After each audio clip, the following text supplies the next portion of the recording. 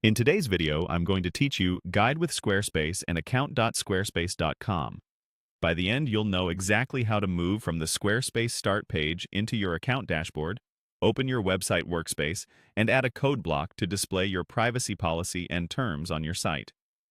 Start by heading to Squarespace's Create Your Website page in a modern browser.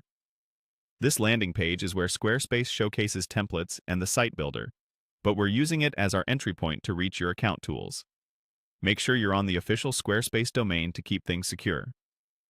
Next, look for the profile icon at the top corner of the page. Click it to open your account menu. If you're prompted to sign in, go ahead and do that in a secure environment. Once you're in, the profile menu gives you access to everything tied to your account, which is exactly what we need. From that menu, click on Account Dashboard. This takes you to account.squarespace.com, where you can see the broader view of your Squarespace world: sites, billing, and settings.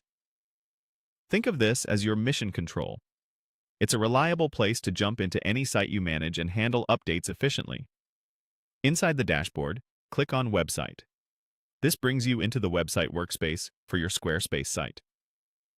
The interface here focuses on building and editing your content. If you manage more than one site, you'll see the workspace that corresponds with what you have open from your account. Now you're ready to edit. Click Edit to open the page editor, then navigate to the spot where you want your privacy policy and terms to appear. Many people prefer placing this content on a dedicated page or in the footer area, so it's easy to find. Once your cursor is in the right section, click to add a block, and choose the code block.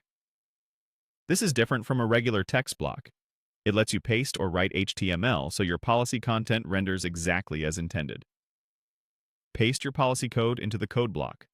Keep it clean, using straightforward HTML for headings, paragraphs, and links to related resources. Avoid untrusted scripts or anything that conflicts with Squarespace's policies. Use the preview to make sure formatting looks right, links work, and the text is readable on both desktop and mobile. Squarespace often autosaves, but confirm your changes are applied before you exit.